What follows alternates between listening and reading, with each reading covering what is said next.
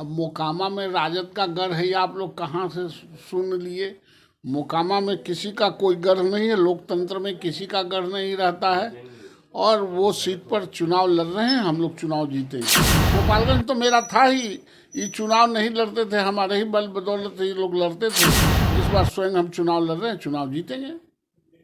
आप देख रहे हैं बिहार इन शॉर्ट्स, मैं हूं आपके साथ रोहित। आपको बता दें कि बिहार में 2 सीटों पर उपचुनाव होना है, एक मोकामा और दूसरा गोपालगंज। इस उपचुनाव को लेकर जो बिहार में जो सियासत है वो पूरी तरीके से तेज़ हो गई है और काफ़ी चुनावी सरगर्मी तेज देखने को मिल रही है। वहीं आपको बता दें कि बिहार में तमाम पार्टियां अपनी अपनी कमर कस ली है उपचुनाव को लेकर। वहीं आपको बता दें कि लगातार जो पार्टियां हैं वो अपनी अपनी जीत का दावा करते दिख रही है। वहीं आपको बता दें कि इस बार बीजेपी चुनावी मैदान में अकेले उतरेगी, तो बीजेपी के लिए एक ये अग्नि परीक्षा होगा और ये काफ़ी चुनौतीपूर्ण भी होगा। एक तरफ महागठबंधन लगातार ये दावा करते नजर आती है कि महागठबंधन की सरकार बनी है तो दोनों सीट महागठबंधन ही जीतेगी। वहीं आपको बता दें कि जो बीजेपी के वरिष्ठ नेता और एमएलसी हैं नवल किशोर यादव, वो उपचुनाव को लेकर क्या कुछ कह रहे हैं, आप देखिए इस वीडियो में। सभा के उपचुनाव होने हैं, कैसी तैयारी है आप लोगों की?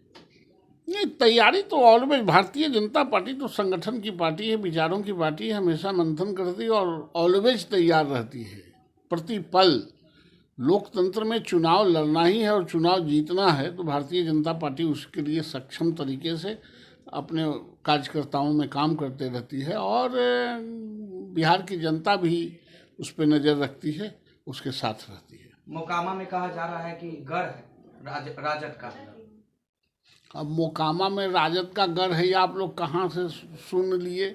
मोकामा में किसी का कोई गढ़ नहीं है, लोकतंत्र में किसी का गढ़ नहीं रहता है। और वो सीट पर चुनाव लड़ रहे हैं, हम लोग चुनाव जीतेंगे। दोनों सीटों पर निश्चित रूप से दोनों सीटों पर। गोपालगंज तो मेरा था ही, ये चुनाव नहीं लड़ते थे, हमारे ही बल बदौलत ये लोग लड़ते थे। इस बार स्वयं हम चुनाव लड़ रहे हैं, चुनाव जीतेंगे।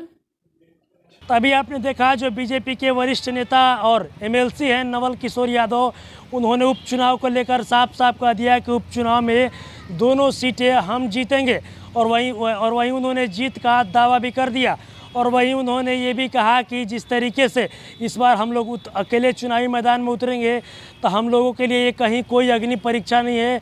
बीजेपी एक संगठन है और हमेशा से अच्छा काम करते रहती है और हम लोगों को जनता पे भरोसा है और हम लोग जीत का दावा करते हैं कि दोनों सीट हम लोग ही इस बार भी जीतेंगे। अब देखना ये होगा कि जिस तरीके से बिहार में 2 सीटों पर उपचुनाव होने वाला है, जिस तरीके से एक तरफ बीजेपी दावा करते नज़र आती है तो दूसरी तरफ महागठबंधन के लोग दावा करते नज़र आते हैं। वहीं आपको बता दें कि 3 तारीख को वोटिंग होना है, 6 तारीख को रिजल्ट आएगा। तब देखना ये होगा कि इस चुनावी सरगर्मी में किस पार्टी का पलड़ा भारी होता है। और भी क्या कुछ कह रहे थे बीजेपी के वरिष्ठ नेता और एमएलसी नवल किशोर यादव, अपने इस वीडियो में देखा। बस इसी तरह की तमाम खबरों के साथ अपने साथ जुड़े रहें, तब तक के लिए धन्यवाद।